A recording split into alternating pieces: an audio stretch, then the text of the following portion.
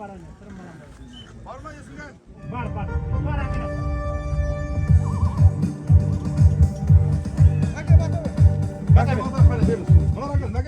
Алып бер енді Нариман беріп. Ал міне құрметті қалайық, қазір Марат ағамыз бұл енді Иконияның енді ерке балан ғой, енді осы ненің Павлодар облысының Қазақстанның еркесі Икония. Әкесі міне Мәкең, ал інісі де қазір міне қазір көкпар қазір тамашалап көрсетті сіздерге. Сол Мәкеңнен шыққан енді қасқадан қасқа тумаса да төбел туады дейді ғой енді қазағымыз. Ал Мәке енді балалардың тек аттары сүрінбей, қолдар талмасын, әрдайым осылай намысты, еліміздің намысын қорғай берсін. Бұл енді кешеден айтып отырмыз. Бұл палуандарымыз қазір іріктеліп жақсы болып жатыр. Кешеден міне Ақтоғай ауданынан жақсы бір екі баланы көзге түсіріп қойдық. Енді Құдай қаласа кеше жетекшісіне айттық. Ертеңгі жағдайда бармау, анау деген болмайды. Намыс бәрімізге бірдей, жұмыла көтерген жүкжеңдік дейді. Ал енді сіз осы міне финалды ойынның көкпарының батасын сізден әдейілеп шақыртып, сіздің бата алайын деп отырмыз. Осы шабандоздарға да мына ешкіге де бата беріңіз, сосын шабандоздарға сосын кейін беріңіз. Алла әумин. Шақырғандарыңызға көп рахмет. Бисмиллахир-рахманир-рахим. Көкпар бүгін қызықты да жеңіл ойын болсын. Жігіттер аман есен осы ойынды қызықпен көрсетіп, төбелеспей, ұрыссыз көрсетіп, бірігіп ойнап, бір-бірлеріңді көтермелеп ойнаңдар. Бәрің бір елдің азаматысыңдар. Әр азамат үйіне аман есен оралуына жазсын. Көкпарымыз тек осылай жылдан жылға деңгейі көтеріліп, осындай жақсы азаматтар әр елден шыға берсін. Еліміз аман, жұртымыз тыныш болсын. Солай Алла акбар деп бауыздай беріңіз.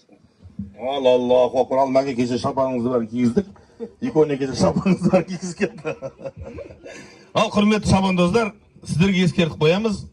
Кешегідей жанжал болатын болса, командадан сразу алып тастаймыз анарда. Ақ қойды, кешегі сендерге предупреждение бар. Дұрыс қой. Сендер бәрілерің бір дейсіңдер, бәрілерің бір бауырымсыңдар. Түсіндіңіздер ма? Бәрілерің маған бір дейсіңдер нарда тұрғанын. Ал енді кешегідей жанжал болып қалды ма, атты сауып жіберді ма, қисық болып қалды ма, ұрысты ма, үйтті ма, мына арада автоматтан сразу шығып кетесіңдер. Содан кейін ол біз сізде мына көкпар шабылған. Дұрыс па? Ал енді мынада іріктеу жақсы болып жатыр, әдемі де ойын көрсетіңдер. Жоқ, не етпеймін енді. Ол оты бар бала ғана ол көкпар шабады жүрегінде. Әңгіме жоқ, кешеде мен соғылсын ғана үндемей қалдым енді. Ол тағы да айтады ғой, төбелес болмайды дейді. Но жігіттер, сіздер жасөспірім шабандоссыңдар. Ондай қасы мойын бермеңдер. Тиіп кетті ме? Кешірім сұрай салыңдар бір-бірден. Одан сіздер кішірейіп қалмайсыздар. Түсінікті ғой олар, иә? Әдемілеп жақсы ойын көрсетті, техничный ойын көрсетті дұрыстап. Ал енді ешкінің асығын кетіріп алмасын, қазір енді таныстыру басталады. Кім таныстырады команда? Мінекей Марат ағамыз батасын берді, Аманай ағамыз ақылын айтып жатыр ағайын. Мынау талай көкпарларды жаппайында командалағында үлкендердің арасында жүргізіп жүрміз, бірақ өзіміз мына жастардың арасында кеше мына жастардың жалындап тұрған жастардың қызба мінездерін көріп жағасын ұстап отырмыз ағайын. Сондықтан да осы ағалардың айтқан ойларын бір түйіп қойыңдар. Бір мынау қазақ айтады ғой, атамадақтың қанатты сөзі бар ғой, бір құмалақ бір қарымайды шертеді деп, бір жігіттің, бір жастың мынау бір қамшымен соғып жіберген соққысы мына команданың жарыстан шығып қалуына Сайфуллах көкпар командасының жастарымен таныстыруға рұқсат етіңіздер ағайын. Бірінші нөмірлі Жұмағали Сабетбек Айғазармен келіп отыр, қошеметтеріңіз болсын. Палуандар сәл алға шығып, оң қолдарыңды көтеріп отырыңдар. Мынау жұрт көрсін, кешегі салымды болып отырған жігіттерін көрсін, мықты ойыншыларын осы жерде жақынырақ көріп отырсын. Екінші нөмірлі Мамыр Абдурахим мұрагермен келіп отыр ағайын, қошеметтеріңіз. Олай болса, үшінші нөмірі Рахметолла Али Залатоймен келіп отыр ағайын. Нөмір 4-ші Құбайдолла Нұрдәулет Сағанмен келіп отыр ағайын. Нөмір 5-ші Залатоймен Қайыржан Нұрғанат келіп отыр. Нөмір 6-ші Уахид Балған Көкемен келіп отыр. Нөмір 7-ші команданың белді ойыншысы Қаскелеммен Төле Диас келіп отыр ағайын. Нөмір 8-ші Азарт есімді тұлпармен Азартқа кірейін деп отырған Хасенов Хақназарды келіп отырсыздар ағайын. Нөмір 9-ші Қанат Абдуллах Көкетарымен келіп отыр. Nömer 10-шы Егінбай Беркебұланның туған бауыры Егінбаев Абдырахман Ақтангермен келіп отыр ағайын. Жеті нөмір 11-шы Төлеу Диастың бауыры мекен бұл. Төлеу Нұрасы Қозымен келіп отыр ағайын. Нөмір 12-шы Молдахмет Жексенбай Пегаспен келіп отыр. Мінекей бүгінгі Ақкөлмен Ақкөлдің құрамы командасын таныс болыңыздар. Олардың қарсыласы Ақтоғай ауданымен таныс болыңыздар. Нөмір 1-ші Тұрсын Иманғали Тайфунмен келіп отыр. Нөмір 2-ші кешегі ойынның көрсеткен Темірболат Мәулетбек Мұрагелмен келсе, нөмір 3-ші Көкдауылмен Бабышмади келіп отыр ағайын. Нөмір 4-ші Балжарық Нұрқасан Ақтамаумен келсе, нөмір 5-ші Мұстафа Нұрмұхаммед Жолжүрекпен келіп отыр. Нөмір 6-ші Мүшілбай Нұрдәулет Қарағасқамен келсе, нөмір 7-ші Рахмет Марғұллан Қарағышпен келіп отыр. Адақты Қарағышпен келіп отыр. Мінекей мына осы жарысқа нөмір 8-ші Қаске Серкөлдің бауыр Қаске Нұрысқұл Бақторымен келіп отыр. Және нөмір 9-ші Құнанбай Сағындық Жоламан есімді тұлпарымен келіп отыр ағайын. Ал Фархат, пәрменбер ойынды бастауға жігіттер амандық. Асықпаңдар, тоқтаңдар. Кешеден бері хабар нетіп жатырмыз, мынарда дұрыс нетіп жатыр, енді мынарда таныстыру кешеден болып отыр. Енді мынарада бізде жаңа міне Ақтоғайдың балаларының ішінен баяғыда зөңгілескен өзіміздің баяғыда Ақтоғайдың елін үлкен өзіміз соғылдарға қарап бет сөйтіміз. Ақтоғай 5 түркін енді айтатын жақсының жақсысын айтып нұр отасын дейді ғой. Ақтоғай ауданы осы Павлодар облысының 5 түркін чемпионы болған.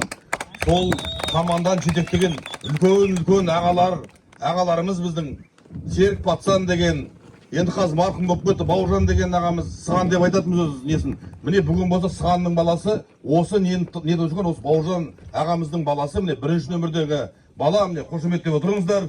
Осы балдар тек жолдарың болсыңдар. Енді сіздер әкелеріне қарап енді айтады ғой, қасқадан қасқа тумаса да төбел зор деп. Енді олардан да жақсылап дамытыңыздар енді. Ақтоғай осыдан міне бір 4-5 жыл бұрын Ақтоғайың кәдімгідей өшіп қалып еді. Не жанарын білмей, не өшерін білмей. Енді қазір сіздер міне бұлдар осыдан бір 2 жыл бұрын шығадан команда шығып өзіміз қуанып кәдімгідей. Ну бірақ енді адамдармен біраз араласа қоймады, үлкендер жана міне жақындап нетіп жатыр. Енді сіздерді дөке биіктен көруге Алла тағала нәсіп етсін. Ал олар сіздерге енді болашақ сіздерде. Ал енді қырылыспай, ұрылыспай, әдемі ойынды көрсетуге Алла тағала нәсіп етсін. Ал Фархат, саған аманат енді екі команда. Бәрекелді, орталығы төреші мінекей кешеден бері әділ төрелік жасап жатқан керемет жастарға мынау ақылын үйретіп жатқан Мұхитов Фархатты көріп отырсыздар мінекей. Сонымен қатар Май ауданының екі балуаны бірдей бүгін Қапталда төрешілік жасайды. Қазір командалардың біз бір-бірімен амандасу сәтін көреміз ағайын.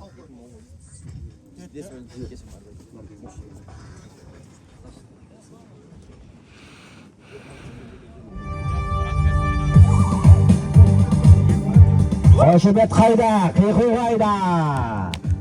Кешегі ойынның көркін келтірген, сіздерді оң қанаттарыңызда көкжиделі Ақкөлдің Сайфуллах командасы ағайын. Сіздердің сол жақ қанаттарыңызда қоңыр түсті Ақтоғай ауданының палуандары. Қалдар олсын 5 дүркін чемпионы. Илай Амин деп отыр. Ал Аумин Мәке. Ал жігіттер, бүгінгі қызықты да тартысты ойын көрсетіңдер, білектерің талмасын, аттарың сүрінбесін, тақымдарыңнан серке кеттесін. Әр елдің азаматы, әр үйдің азаматы үйлерің аман есен баруға жазсын. Еліміз аман, отанымыз тыныш болып, қызықты ойын көрсетуге жазсын. Ал аттарың да жолдарың болсын. Ал жігіттер, тұра тұрыңдар, асықпаңдар. Мынарда Ақтоғайдан келген Байбатша бар, мынарда Есенғай деген. Кезінде осы командаға үлкен үлесін қосып талай аттарда берген Есенғайдан бір бата сұрайық. Мына ауылдарға жасөспірім шабын. Есенғай мына ұрысы келді сияқты өзі балаларың бәрі жақсы бір батаңды беренді. Әумин ал. Ауыз беремін шайтан ережем бисмиллахи. Ал жігіттер, тақымдарың талмасын. Иә, үйдегі аналарың тақымдарын қысып отыр. Аман есен елдерің оралуға нәсіп етсін тек. Жұртымыз тыныш, басымыз аман болсын. Иә, елдің Ал Аумин жауап жүр деді Есенғай енді. Ай, бәрекелді, мінекей үлкендер келіп ақылын айтты, батасын беріп жатыр. Керемет. Ойынның куәсі болатынына сенімдіміз ағайын.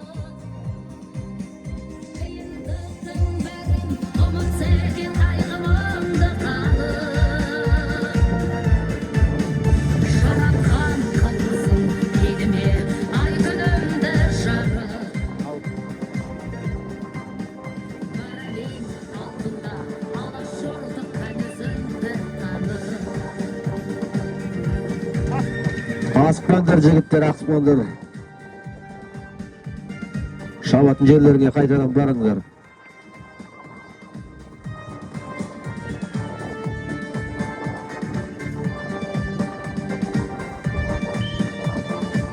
Ал, міне, енді ойын басталды.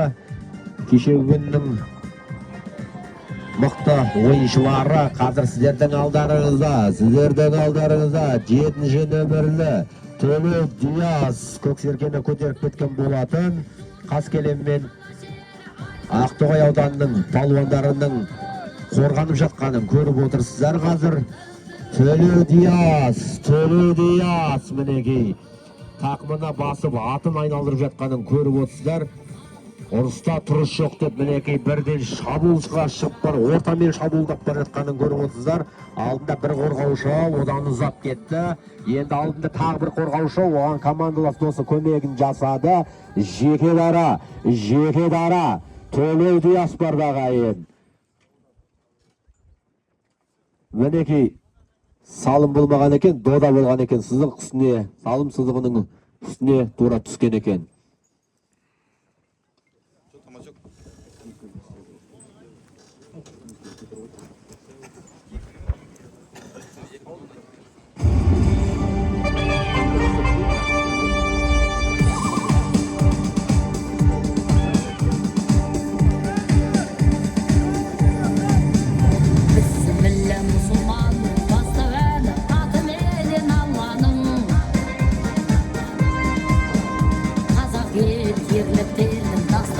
Көкпардан Павлодар облысының чемпионатының екінші күні өтіп жатыр.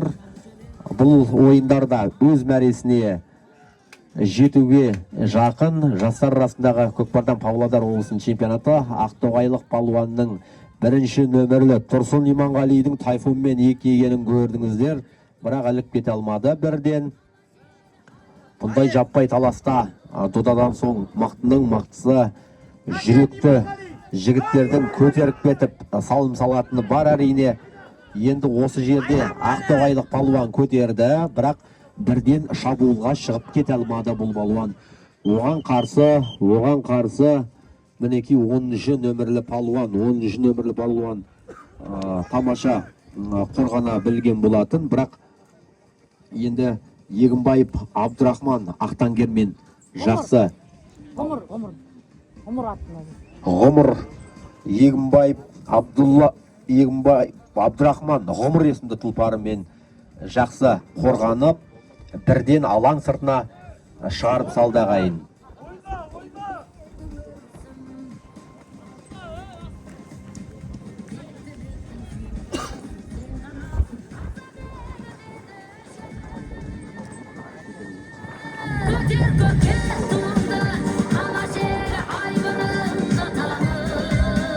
Ортада жекпе-жек 8-ші нөмірлі палуан Құнанбай Сағындық шыққан екен жоламамен.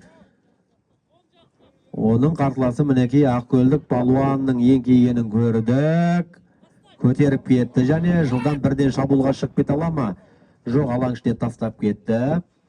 Осы жерден ойын жаппай таласпен жалғасуға тиіс.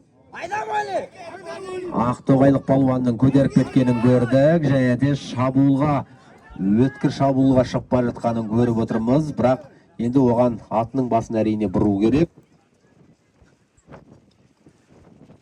Және де серкені ауыстырып жіберді ме? Серкені ауыстырып жіберді мінекей Ақтоғайлық палуандар. Жақсы дайындықпен келгенін көрсетіп жатыр. Ай, мінекей Ақкөлдік палуандардың қорғанысын көріңіздер. Бірден алаң сыртына шығарып салуға әрекет жасап жатыр.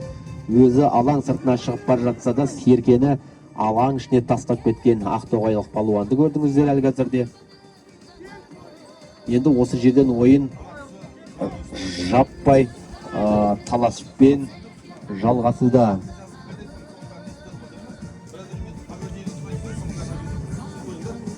Екінші нөмір палуан ең егенін көріп отырмыз. Бірақ мінекей Серкенің әлі де болса жерде жатқанын, әлі де болса көтеріле алмай жатқанын көріп отырсыздар. Тұрсын Иманғали қазір кешегі ойында үздіктердің қатарында болған Тұрсын Иманғалиді көріп отырсыздар ағайын. Ойын ортада жекпе-жекпен жалғасады.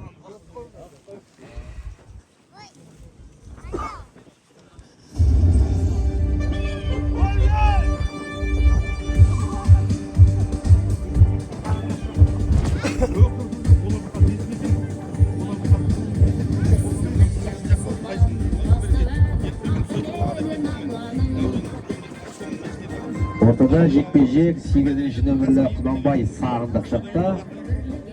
Байқасақ көрейік, Сағындықтың қазір жақындап болды. Ақкөлдік палуанның Жұмағали Советбек Айғазармен шыққан екен. Мінекей Айғазар өзінің жұмысына көшті. Кешегі жұмысын бүгінде атқарып жатыр.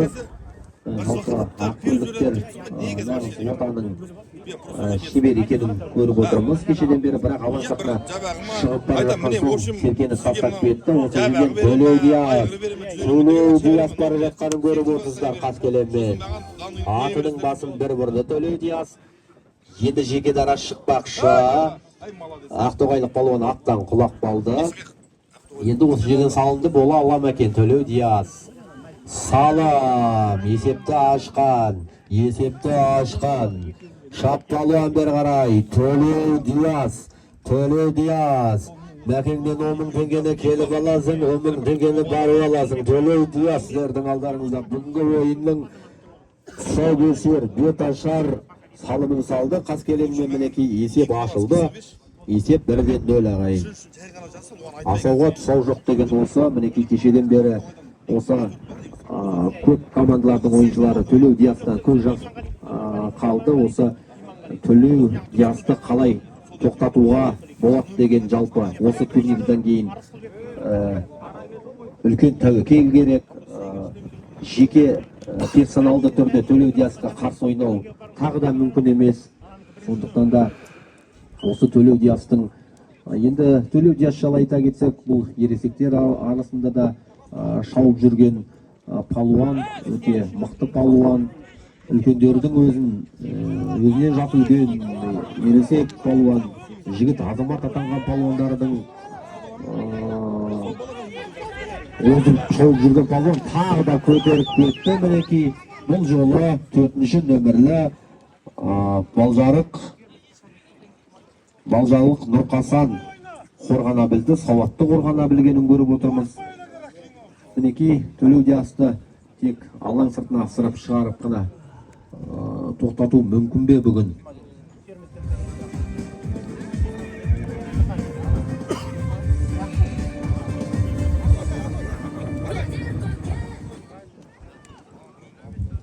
Ал құрметті қалайығымды міне жекпе-жек болып отқаны бізді ақырын айтып отырайық. Осы ненің осы ойындардың демеушілерінде айтып отырайық ақырын.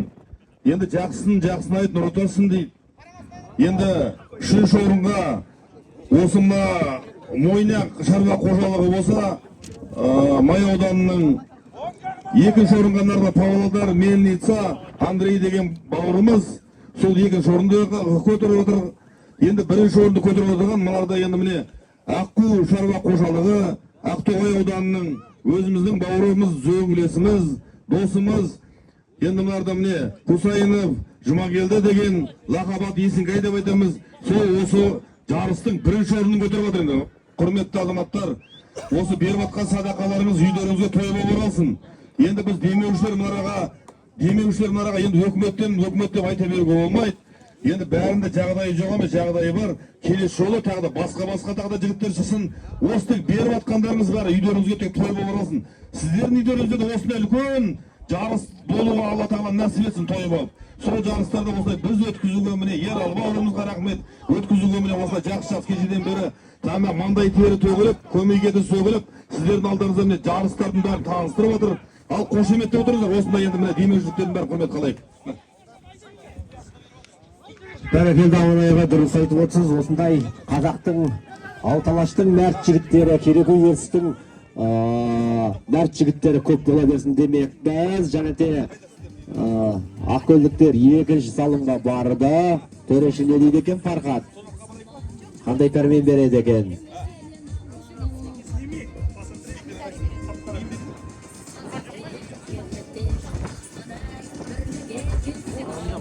Жоқ, салым болмаған екен, яғни додаға түскен екен.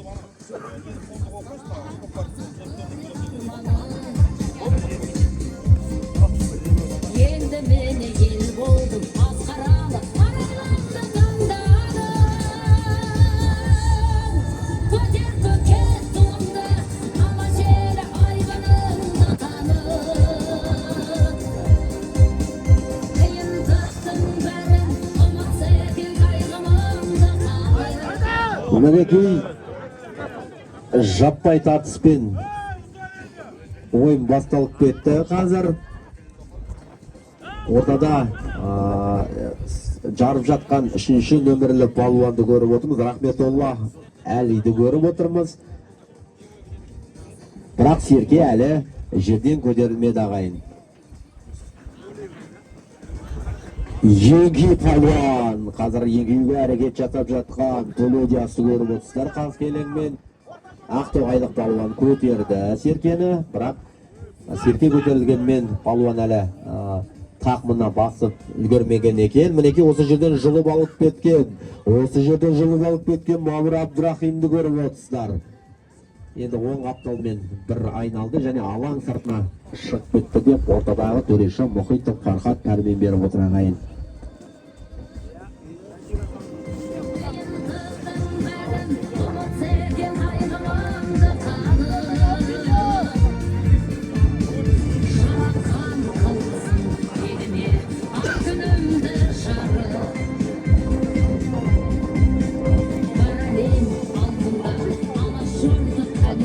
Ортада жекпе-жекпен басталды ағайын. Мінекей бірінші нөмірлі палуан Жұмағали Сәбетбек шыққан екен.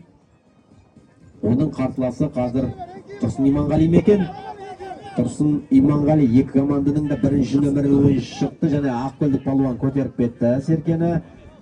Бірақ Серке шыққанмен мінекей Темірболат Мәулетбекке жақсы мүмкіндігі еді, бірақ ол мүмкіндігін Темірболат Мәулетбек пайдалана алмады. Енді ақкөлдік палуанның Серкені көтеріп жатқанын көріп отырмыз.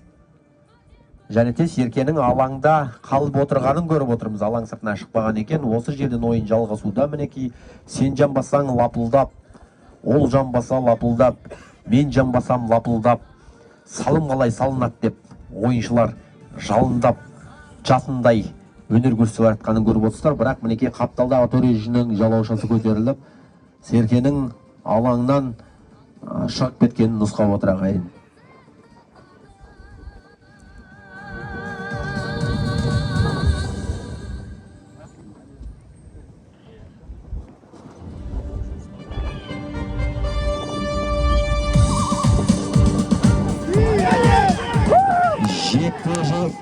Мінекей Ақтоғайлық палуандар, екінші нөмірлі палуан Темірболат Мәулетбек кетіп бара жатыр.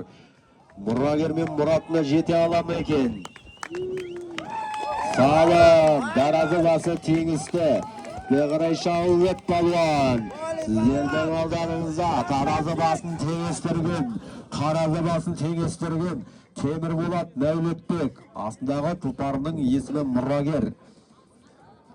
Мұрагер мен мұратына жеткен Темірболат Мәулетбек таразы басын теңестіріп есепті 1-1-ге жеткізіп отыр ағайын.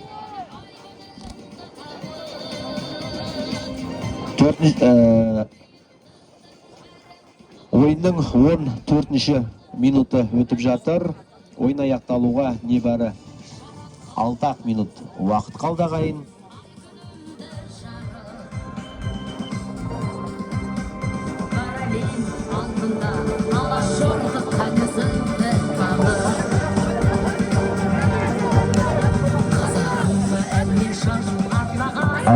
ақтоғайлық палуан көтеріп кетті және де шабуылға шығып бара жатқан Тұрсын Иманғали Тайфунмен. Бірінші нөмірлі палуан Тұрсын Иманғали болу керек. Бұл Ақкөлдік палуан қалай еліп алып кетті мінекей. Еліп алып кетті де алаң сыртына шығарып алып кетті дәл салым болатын жерден. Құстай ұшып келіп. Мінекей бүгін шабуыл шебіндегі ойыншылардың өнерін емес, қорғаныста қалай ойнау керек екенін, қорғаныстың қалай жасалу керек екенін, шабуылшыларға қалай қарсы ойнау керектігін мінекей алаңдағы қорғаушыларда көрсетіп жатқан секілді. Үздік үлгісін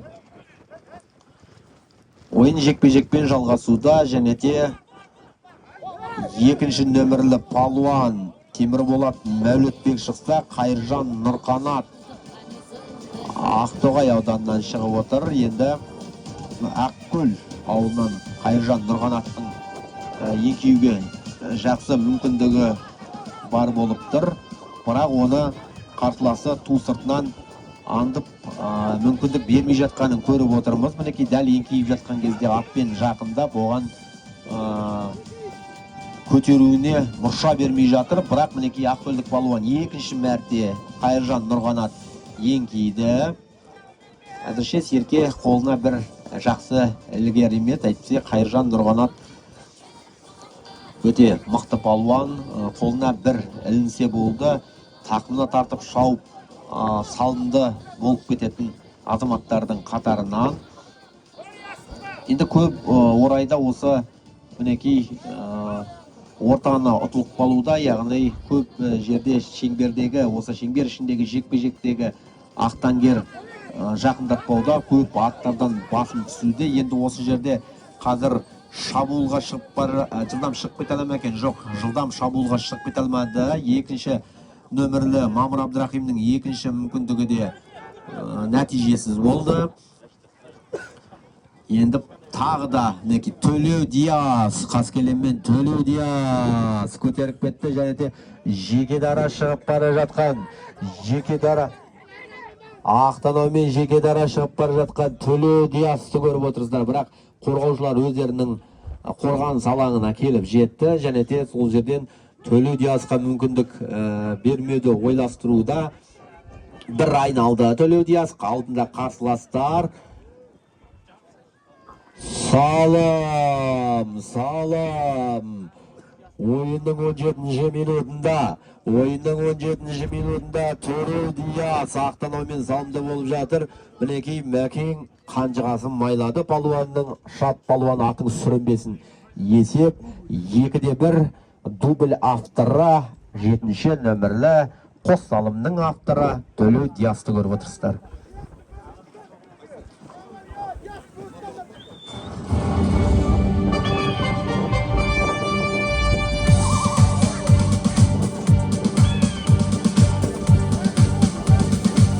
Ойын жаппай таласпен басталды.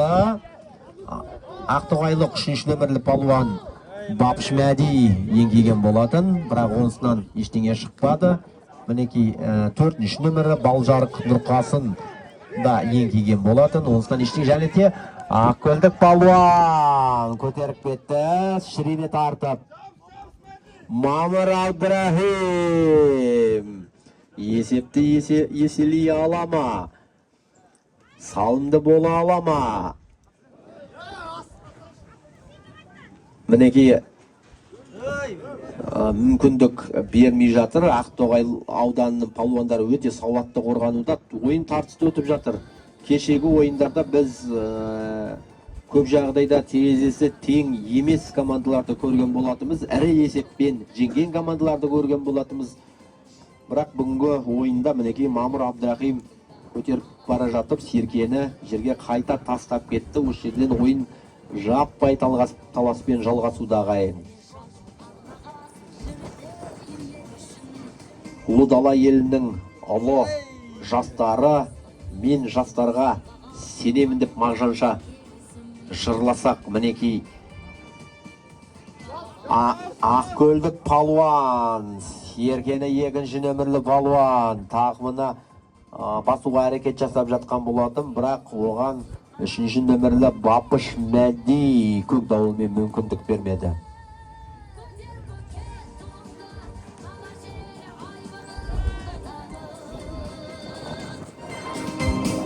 Қиындықтың бәрін ұмытса екен қайғымды қалып. Жаратқан қылсын еліме ай күнімді жарып. Бар әлем алдында алашорды қанезімді танып. Ойын аяқтауға небары 3 секундтар қалды. Одан соң ойынның бірінші кезеңі аяқталып, палуандар 10 минут демалып, екінші кезеңіне де көшеміз. Қазір ойын жекпе-жекпен жалғасуда және де уақыттың соңғы секундтары және де төреш ойын тоқтатыңыз, уақыт. Ақкөл және Ақтоғай Арқат ойынға командаларды сапқа тұрғызып, бастауға пәрмен бере бер.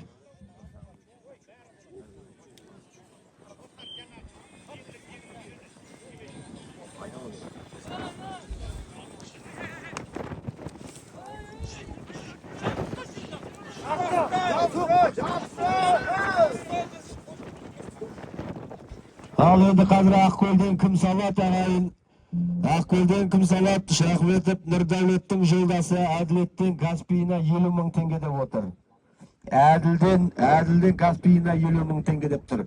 Дәл қазір есепті 3-1-ге еселей алатын палуан болса, мінекей Шахметов Нұрдәулеттің жолдасы Әділден 50 мың теңге салым деп отыр. Қазір Мамыр Абдрахим Төлеу Диасқа ауыстырып жіберді.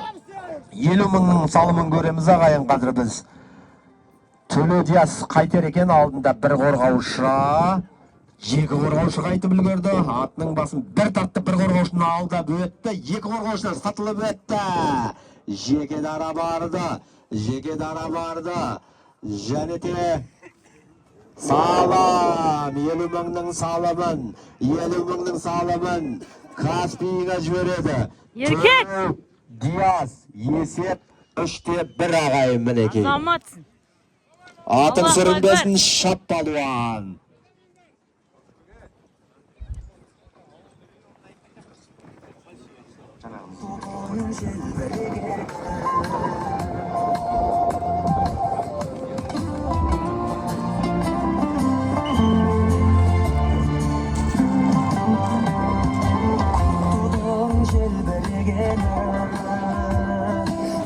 Енді есеп 3-1-ге жеткіз, 3-1 болды. Төлеу Диас бүгінгі ойында хет-триктің авторы атанып отыр, яғни 3 салымның салымын да Төлеу Диас салған болатын. Серке алаң сыртына шығып кетті. Енді қазір ойын ортада жекпе-жекпен жалғасуға тиіс.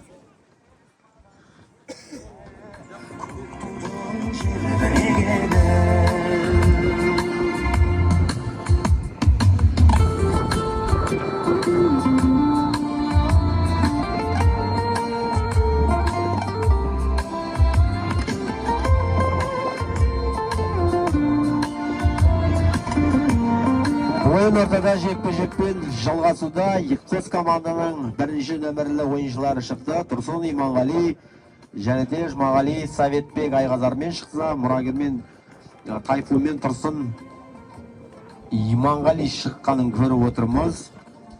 Енді қазір тағы да сол жекпе-жектің қалай өріп жатқанын біз ойыншылар, ортадағы ойыншылар алаңға шықпай жатса да көріп жатырмыз. Яғни мінекей Айғазар ортаның королі, Төлеу үстіндегі шаманды Жұмағали Советбекке жағдай жасап берді.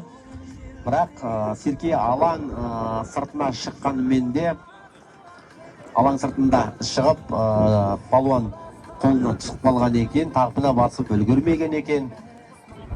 Енді мінекей Ақкөлдік палуан Сайфулла командасының ойыншысы Мамыр Абдрахим көтеріп кетті. Бірақ ақтоғайлықтар осы жерден Мамыр Абдрахимнің тақымынан тартып серкені жұлып алмақшы. Атының басын бір-бірді жәнете ортамен ойқастап бара жатқан. Ортамен ойқастап бара жатқан. Екінші нөмірлі бір қорғаушыдан өткен Мамыр Абдрахимді көріп отырсыздар ағайын. Бір айналып келді, алдында бір қорғаушы, екі қорғаушы бірдей қарсы ойнауда.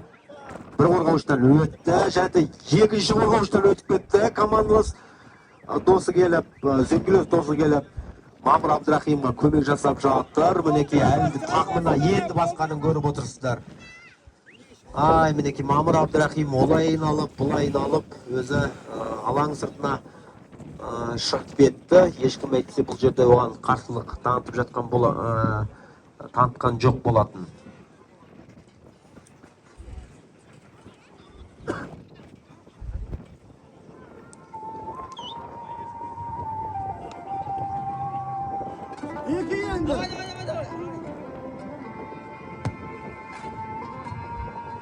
Ортада жекпе-жек бірінші нөмірлі Жұмағали Саветбек Айғазармен, оның қарсыласы мінекей Қаскен Нұрысқол шықты.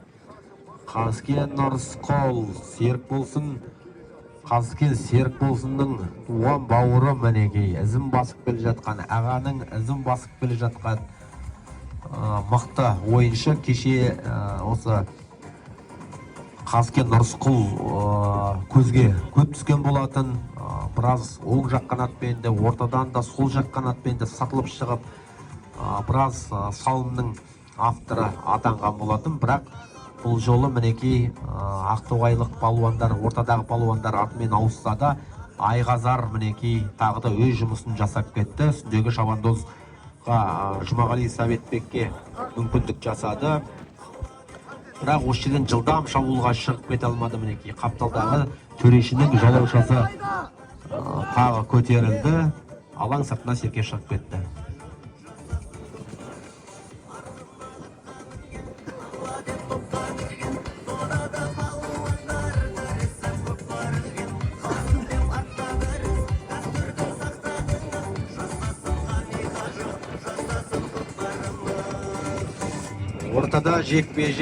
Ортада жекпе-жек. Бірінші нөмірлі Жұмағали Саветбек ортада Айғазармен шықты. Тағы оған енді бағана 8-ші нөмірлі Серік Ырысқұл қарсылық танытса, енді 3-ші нөмірлі Бапыш Мәди де ортаны ұтылып қалды. Бірақ ұтылып қалғанда жылдам тартып жатқанын көріп отырсыздар. Айғазармен жылдам шабуылға шығып кетуге мүмкіндік бермеді мінекей ақтоғайлық палуан. Бірақ Төлеу Диасқа ауыстырып жіберді серкені. Төлеу Диас хэт-триктің авторы, бүгінгі 3 салымның авторы да Төлеу Диас. Командаластары келіп, қалай Төлеу Диасты жеке дара шығарып жіберге жатқанын көріп отырсыздар. Мінекей Төлеу Диас пентатрикке кетіп бара жатқанын көріп отырсыздар. 4-ші салымды сала алама Төлеу Диас. Бірақ оған ақтоғайлық палуан жақсы қарсылық танытып, шабуылын тойтара білді. Бұл жолы енді қайта айдалып келіп, салымды салалама екен. Жеке дара барды. Енді салым ба, төреші. Салым болмаған екен, яғни дәл доданың үстіне түскен екен дода.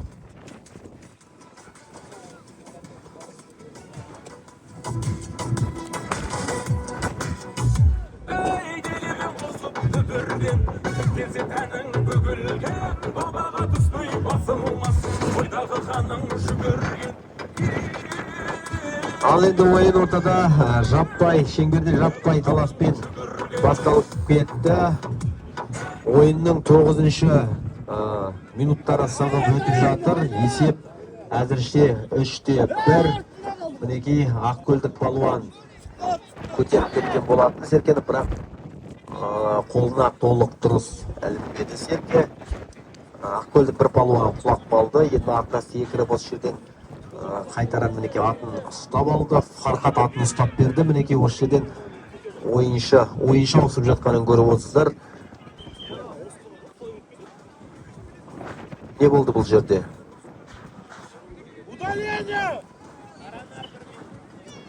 Бұл жерде қайтаран төреші ойынды тоқтатып қайтаран бастап жатқанын көріп отырсыздар. Ақкөлдік палуан жақсы көтерген болатын, бірақ жылдам шабуылға шығып кете алмады. Серке жерден көтерілмеді.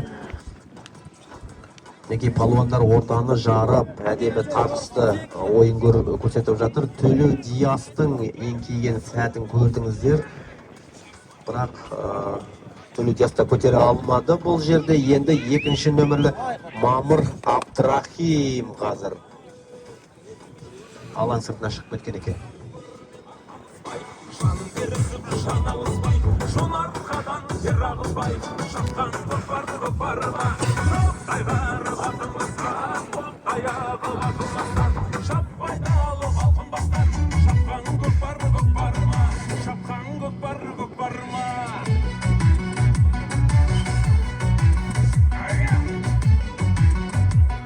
Енді мінеки бағанан бері Жұмағали Советбек Айғазармен шығып жатқанын көріп отырсыздар. Бұл жолы енді Тұрсын Иманғали шықты ортаға. Ақтоғайлық палуандардың енді жиі ауысып жатқанын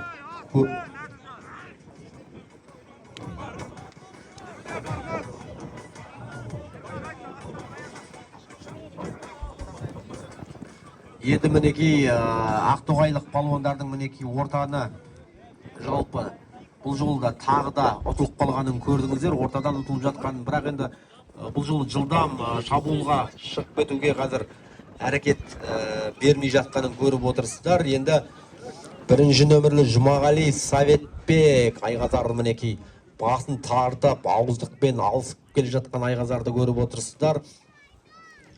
Және де бұл палуан қайтер екен, сол қапталға қарай ауысты. Жұмағали Советбек сол қапталға қарай ауысты, бірақ мінеки алаң сыртына шығып кетті. Серке қапталдағы төреші жалқау жалаушасын көтеріп, алаң сыртына Серкенің шығып кеткенін көрсетіп отыр.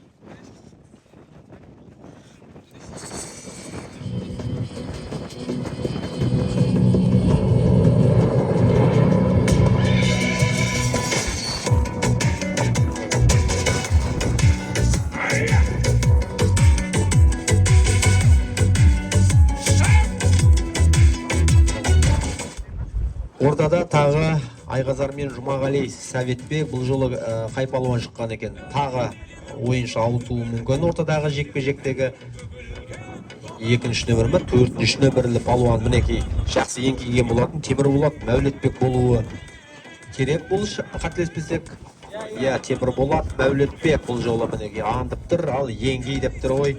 Жұмағали Советбекке еңкей ғана көрейін мен сені сосын деп тұрған сыңайлы.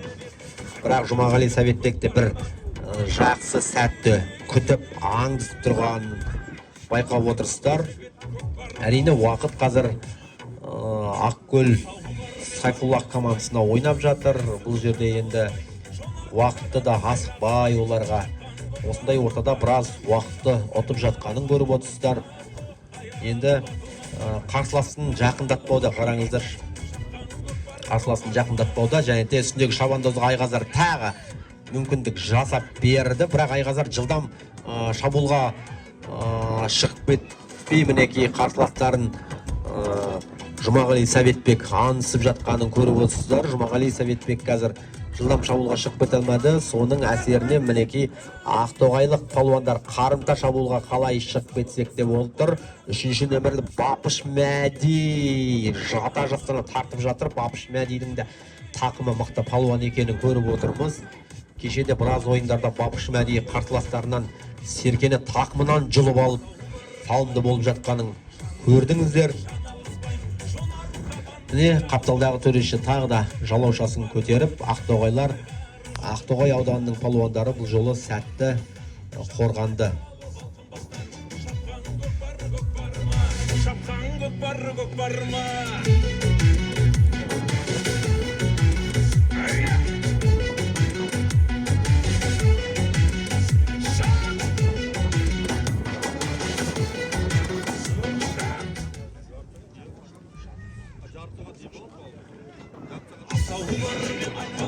Ортада жекпе-жек тағы да Жұмағали Советбек пен Айғазармен шыққанын көріп отырмыз. Үшінші нөмірді бұл жолы Көкдауыл мен Бапыш Мәди шығып отыр. Бапыш Мәдиді де мінекей Көкдауылды да бұл жолы Айғазар жақындатпауда. Ойынның 14-ші минуты сырғып өтіп жатыр ағайын. Есеп 3-1. Төлеу Диастың 3 салымы бүгін Ақкөлдің Сайфуллах командасына. Уақыт ойын аяқталуға 5-ақ минут. 5-ақ минут уақыт қалып отыр ағайын ойында. Енді тағы да мінекей бірінші нөмірлі палуанның көтеріп кеткенін көріп отырмыз.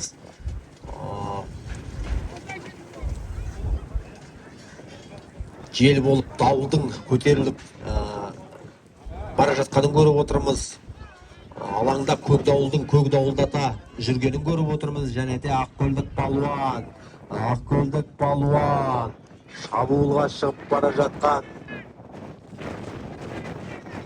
Қайтер екен Ақкөлдік палуан есепті еселеп 4-1 сұла ала мекен деген сұрақ осындайда ойға оралады. Және де салым палуан шап бері қарай. Ақкөлдік палуан көтер қолыңды бері қарай шауып өт палуан. Бері қарай шауып өт Ақкөлдік палуан.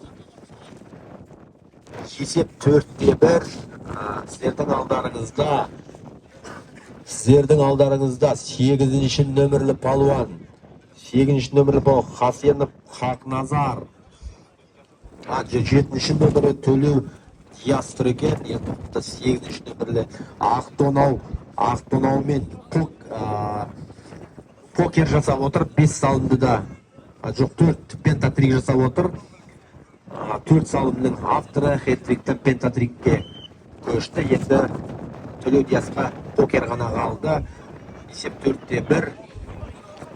Қалған 4 минутта енді Ақтоғай ауданының палуандары жеңіске жету үшін 4 салым салу керек. Әйтпесе жеңіс олардың уысынан шығып кететін сыңайлы. 4-ші нөмірлі Құпайдолла Нұрдәулеттің еңкейіп жатқанын көріп отырсыздар. Бірақ іліп кете алмады 2-ші мәрте. Бүгінгі кездесудің жалпы фавориттері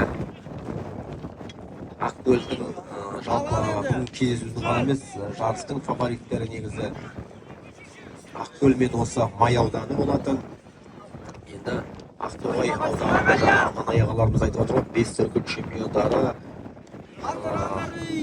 осы турнирде жақсы өнер көрсетті. Бірақ мінекей Ақтоғай ауданының палуандары Ақкөлдің командасы 4-1 есеппен жеңіліп отыр.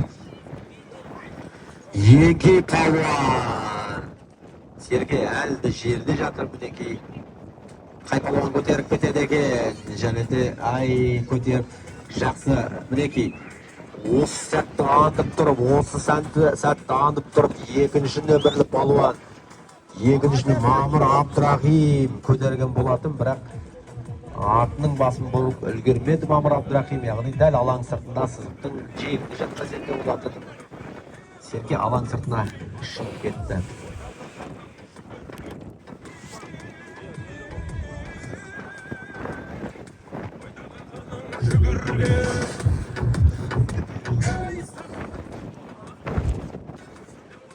Ал құрметті қалайық, қазір жақтардан кейін осы ойын аяқталғаннан кейін жарты сағат үзіліс.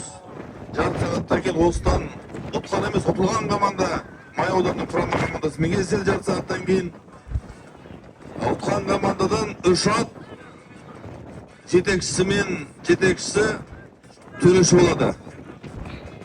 Тұрақтарыңызға салып қойып, ертең іздеп жүрмей, анадар қайда, мынадар қайда деп.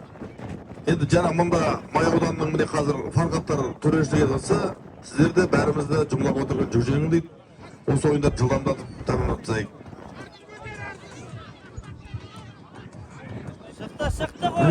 Бүгінгі мынау жарыстың бас төрешісі Аманай ағамыз айтып кетті. Яғни осыдан соң қазір осы ойын біткен соң жарты сағат командалар демалып, одан соң Май ауданының қарсыласы енді шешім шығара беруге астында шығар. Мінекей ойынның соңғы минутынарына да келіп жетіп қалдық. Май ауданының қарсыласы Ақтоғай ауданы болуы мүмкін. Ақкөлдің азаматтары алаңда төрешілік жасайды. Ал енді Серкені қазір шығарып салуға әрекет жасап жатқан палуандарды көріп отырсыздар. Мінекей Серке алаң сыртына шығып кетті.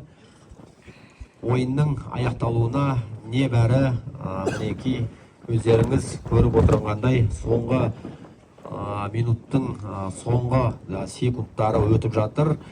30-40 секунд уақыт қана қалды. Мінекей 30-40 секундтық нәрсе арасында әрине көп нәрсе өзгертуге болатын шығар, бірақ 4 бірдей салып тастау мүмкін емес те шығар ағайын. Сондықтан да Май елі мен Ақтоғайдың жігіттері жарты сағат демалған соң ойын көрсетеді ағайын. Ортада жекпе-жек және де қос команданың бірінші нөмірлі ойыншылары, белді ойыншылар Жұмағали Сабетбек шықты. Уақыт! Және де Тұрсын Иманғали шығып отыр. Мінекей Айғазар бүгінгі ойында керемет өнер көрсетті. Астында үстіндегі Шабандоз бала да жақсы өнер көрсетті. Тоқтат ойынды, Торыс Шоқарға тоқтатыңыз ойынды болды. Ойын аяқталды. Есеп ағайын 4-1. Салымның авторлары 4-1 салым пентатрик жасаған Төле Диас 7-ші нөмірлі және де Ақтоғай ауданынан 2-ші нөмірлі.